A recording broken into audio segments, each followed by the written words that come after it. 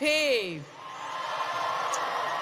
It is so good to be here with all of you. I want to start by thanking my longtime friend and colleague, my collaborator and partner in so many important causes.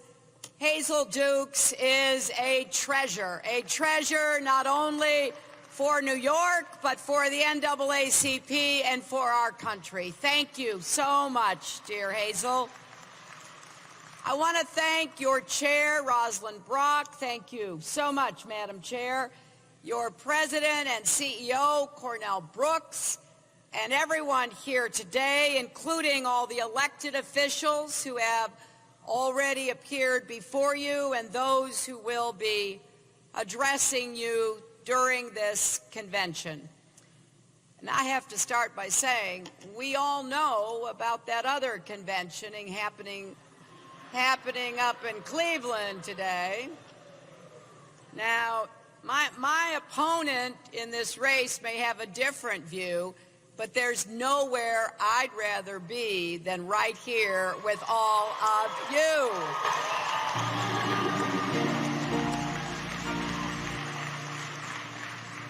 For more than a century, you've been on the front lines, pushing America to become a better, fairer country. You and your noble predecessors have marched, sat in, stood up, spoke out, all to bring us closer to our founding ideals of equality for all. And yes, we have made progress. We can see the results in classrooms where children of all races sit side by side, in boardrooms and break rooms, where workers of all backgrounds are able to earn a living and support their families, at every level of government, where more and more the people we elect to represent America actually look like America, and of course, in the White House with our wonderful President and First Lady and their daughters, Barack and Michelle Obama. So as the President has said, indeed, as he exemplifies, we've come a long way, but you know, and I know, that we have so much further to go.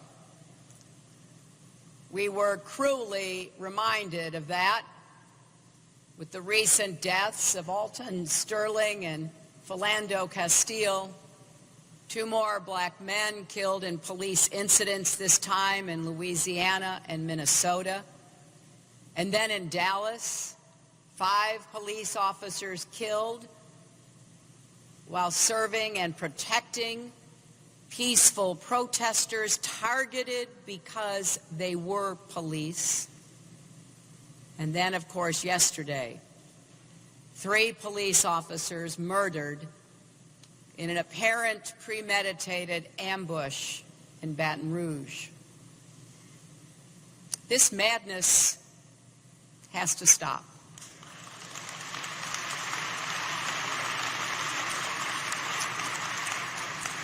Watching the news from Baton Rouge yesterday, my heart broke.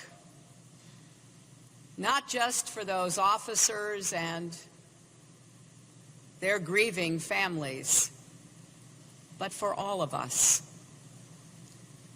We have difficult, painful, essential work ahead of us to repair the bonds between our police and our communities, and between and among each other.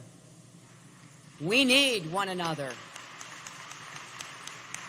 to do this work, and we need leaders like the NAACP. We need police officers to help us make progress. These murders threaten all of that. Killing police officers is a terrible crime. That's why our laws treat the murders of police so seriously, because they represent the rule of law itself. If you take aim at that and at them, you take aim at all of us. Anyone who kills a police officer and anyone who helps must be held accountable. And as president, I will bring the full weight of the law to bear in making sure those who kill police officers are brought to justice. There can be no justification, no looking the other way. We all have to make sure and pray it ends.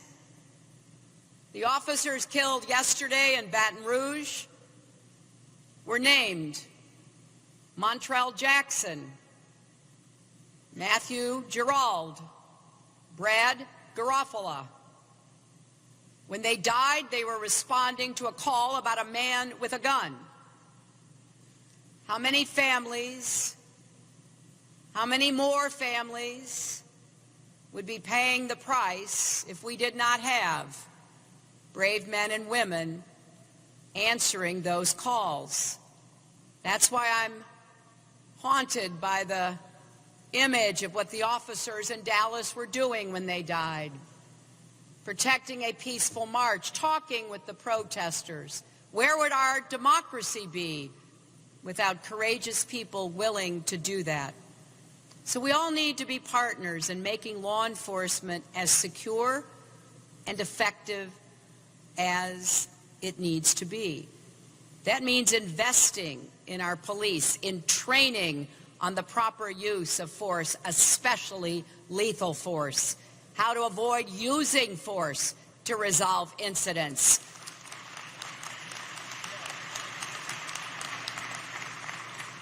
Officer safety and wellness, everything they need to do their jobs right and rebuild trust with their communities. I've said from the beginning of my campaign that will be my priority as president. And perhaps the best way to honor our police is to follow the lead of police departments across the country who are striving to do better. The deaths of Alton and Philando drove home how urgently we need to make reforms to policing and criminal justice. How we cannot rest until we root out implicit bias and stop the killings of African Americans.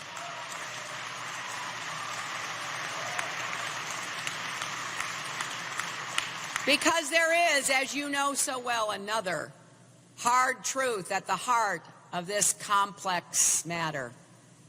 Many African Americans fear the police. I can hear you. Some of you in this room. And today there are people all across America sick over what happened in Baton Rouge and in Dallas, but also fearful that the murders of police officers means that vital questions about police-community relations will go unanswered. Now that is a reasonable fear, isn't it? And all of this tells us very powerfully that we have to change. Many police officers across the country agree with that. But it can only happen if we build trust and accountability. And let's admit it, that gets harder every time someone else is killed. So now is the time for all good people who agree that these senseless killings must end to stand up, speak out loudly and clearly. I know that the NAACP and so many of you individually will do all you can to help our nation heal and start the work together to meet these challenges when there is respect for the law and when everyone is respected by the law.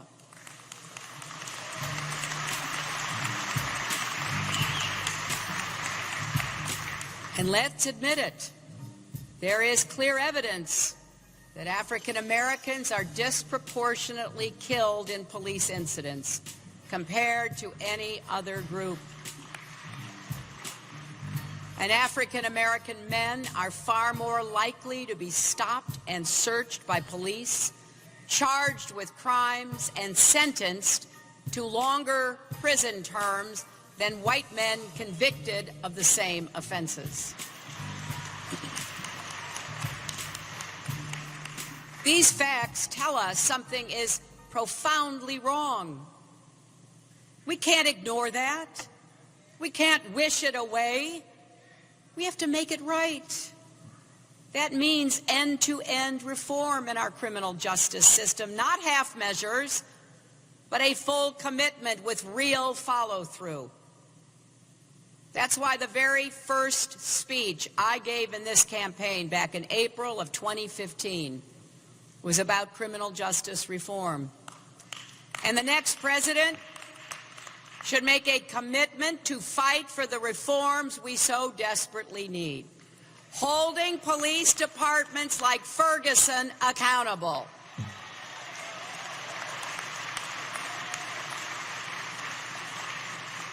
requiring accurate data on in-custody deaths like Sandra Bland,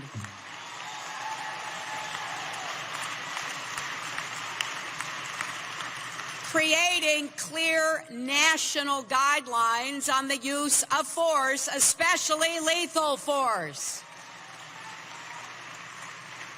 supporting independent investigations of fatal encounters with the police. So I pledge to you, I will start taking action on day one and every day after that until we get this done.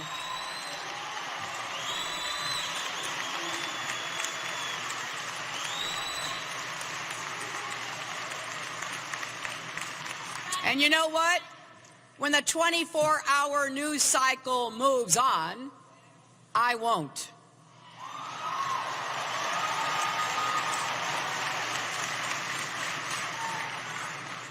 This is too important. This goes to the heart of who we are. This is about our character as Americans. That's why we also need to fix the crisis of mass incarceration, eliminate the disparity in sentencing between crack and powder cocaine, dismantle the school-to-prison pipeline that starts in school and diverts too many African-American kids out of school and into the criminal justice system instead of giving them the education they deserve to have.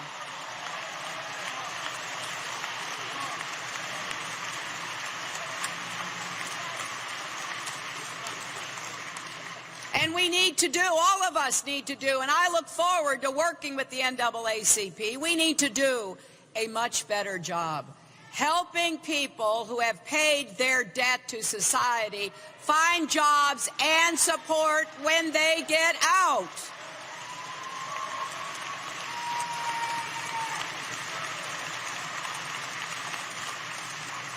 You know, America is well known, and we want to be a land of second chances. But so many Americans never had a first chance to begin with. So let's give everyone a fair chance at rebuilding their lives. As Abraham Lincoln said, give everyone a fair chance in the race of life. My plan would make significant investments in reentry programs for those formerly incarcerated. And I will ban the box in the federal government.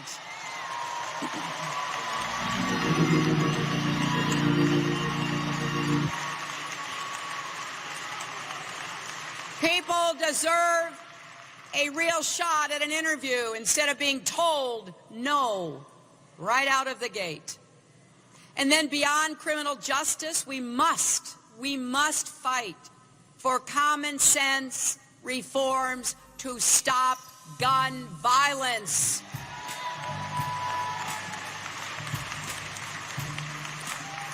This is by far, gun violence, by far the leading cause of death for young African American men, outstripping the next 9 causes of death combined. The wrong people keep getting their hands on guns. And not just any guns, military weapons, like the kind the Dallas shooter had, which allowed him to outgun the police.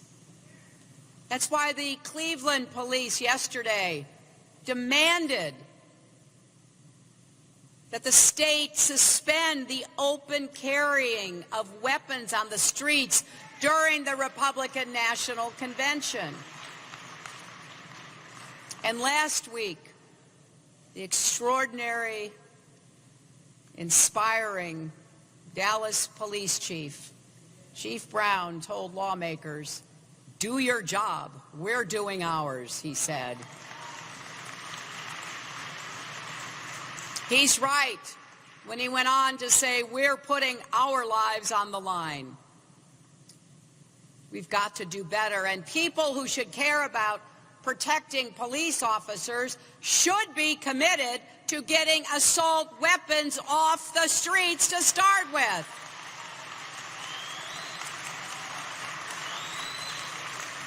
And they should join us in instituting comprehensive background checks, because law enforcement officers are nearly 50%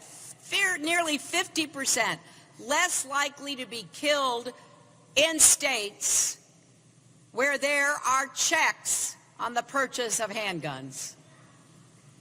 But even if we succeeded in passing these laws and implementing them, we'd have to go further than that. We need to do something about the racial inequities in our healthcare system. Right now, black kids are 500% more likely to die from asthma than white kids. 500%. Right now, a black baby in South Carolina is twice as likely to die before her first birthday as a white baby. Imagine if those numbers were reversed and it were white kids dying. Imagine the outcry and the resources that would flood in.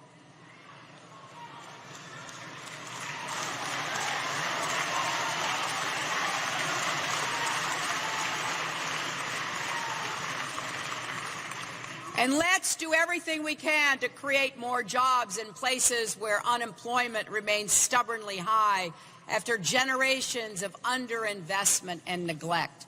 I'm a big fan of Congressman Jim Clyburn's 10-20-30 plan, steering 10% of federal investments to neighborhoods where 20% of the population has been living below the poverty line for 30 years. That should go nationwide, because the unemployment rate among young African Americans is twice as high for young whites. And because of that, my plan also includes $20 billion aimed specifically at creating jobs for young people. If you don't get that first job, it's hard to get the second job, and it's hard to build a solid financial base. And because of the Great Recession, we have so fallen back. The median wealth for black families is now just a tiny fraction of the median wealth for white families. That's why my plan includes steps to help more African American families buy a home, which has always been one of the surest ways to build wealth and security for a family. And we will do more to support small businesses and black entrepreneurs to get access to capital. And I want to give a shout out to black women who represent the fastest growing segment of women-owned businesses in America.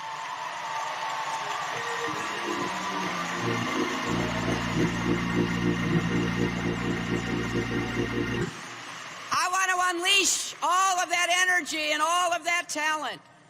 We need to view these issues also as part of the struggle for civil rights.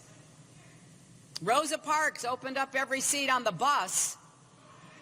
Our challenge now is to expand jobs so everyone can afford the fare.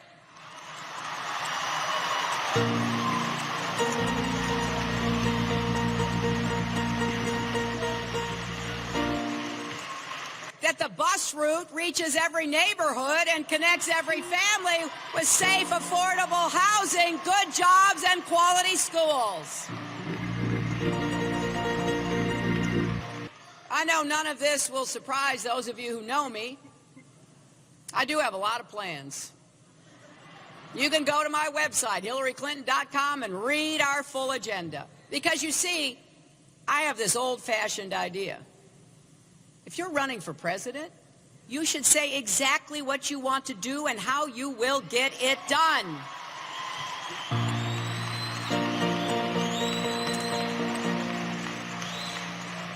I do sweat the specifics because I think they matter. Whether one more kid gets health care, one more person finds a job, or one more woman entrepreneur gets access to capital to follow her dream, those just may be details in Washington, but it really matters to those people and their families. And the truth is, we need to plan how we're going to address the complex set of economic, social, and political challenges we face. They're intersectional. They're reinforcing. We've got to take them all on. We can't wait and just do one at a time. But the answers won't come just from Washington. Ending systemic racism requires contributions from us all, especially those of us who haven't experienced it ourselves.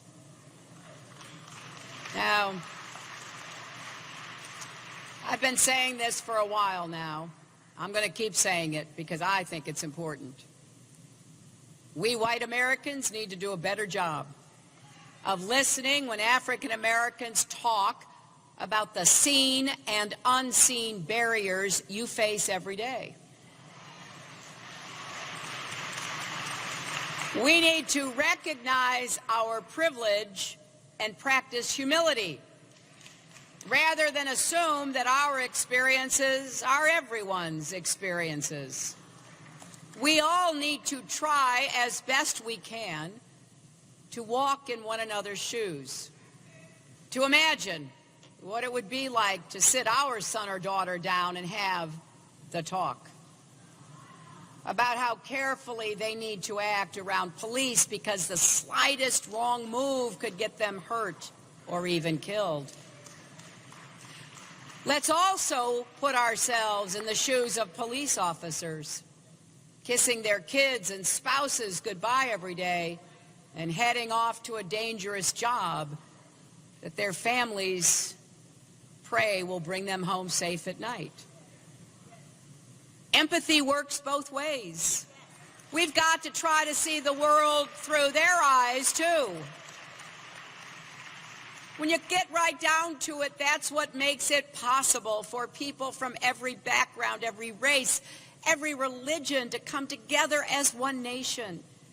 It's what makes our country endure. And in times like these, we need a president who can help pull us together, not split us apart.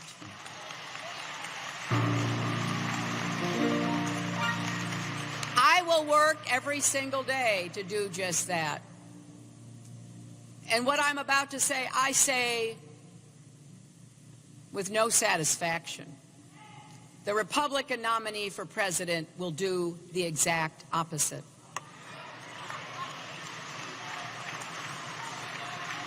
Now, he might say otherwise if he were here, but of course he declined your invitation.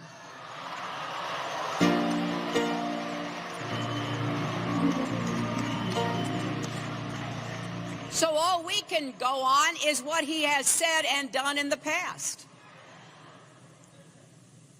Donald Trump led the movement to delegitimize our first black president, trumpeting the so-called birther movement. Donald Trump plays coy with white supremacists. Donald Trump insults Mexican immigrants. Even an American judge born of Mexican heritage. Donald Trump demeans women. Donald Trump wants to ban an entire religion from entering our country. And Donald Trump loves to talk to the press.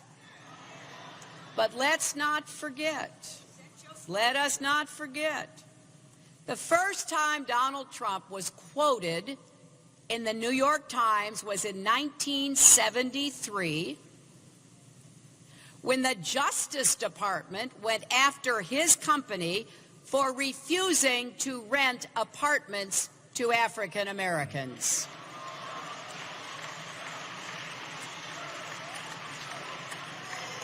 It was one of the largest federal cases of its kind at the time.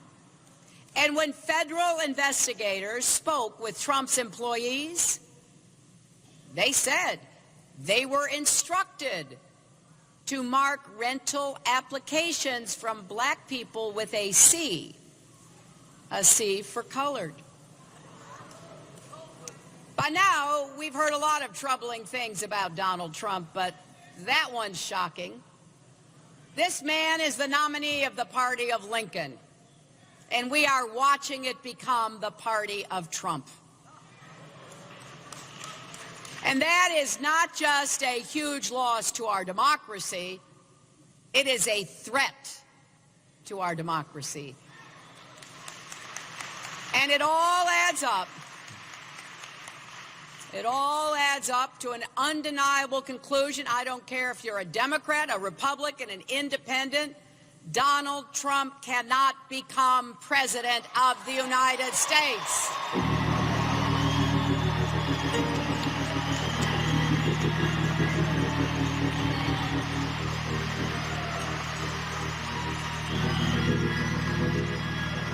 And you know, that's why we've got to work together to get the vote out this fall. You know that better than anyone. That's why the theme of this conference is Our Lives Matter, Our Votes Count. I agree with both of that. And now I think your votes count more than ever. That's why we've got to stand up against any attempt to roll back the clock on voting rights. Encourage everyone we know to stand up and be counted in this November election. As Dr. King said, our lives begin to end when we become silent about things that matter. None of us can afford to be silent with so much at stake. That's why here today I am pleased to announce a nationwide drive to get 3 million people to register to vote and commit to vote in this election.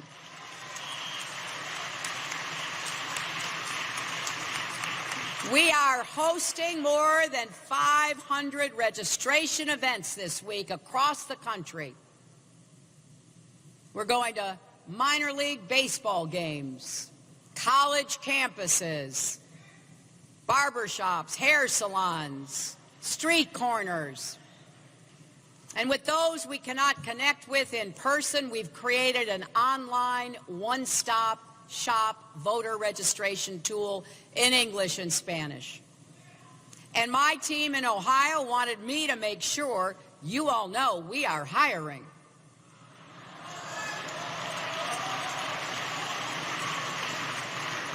We actually have a recruiter here today. He's got a table set up in the hall. We're hiring paid organizers to help us get out the vote and get our message across, all across Ohio. So please, spread the word. We want great people on our team. That's the way we're going to be successful. We're not the red team or the blue team. We're the American team, and it's time we start acting like it.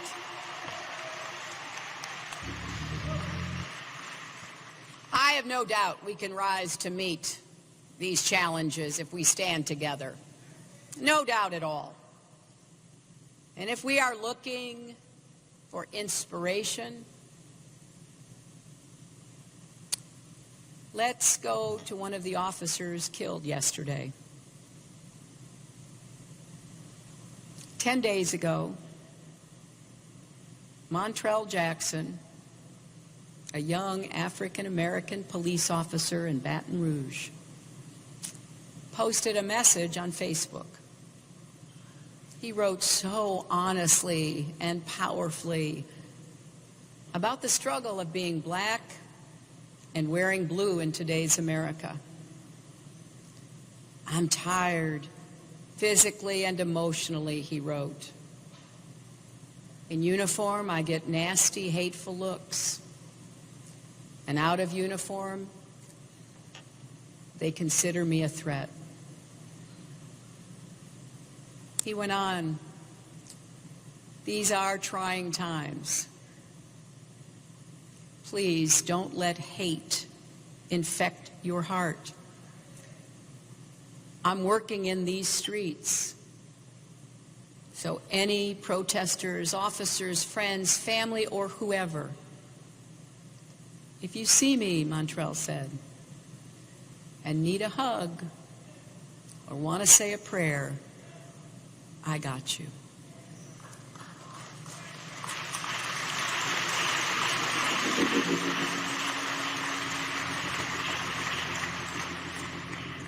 That, my friends, is the strength of America.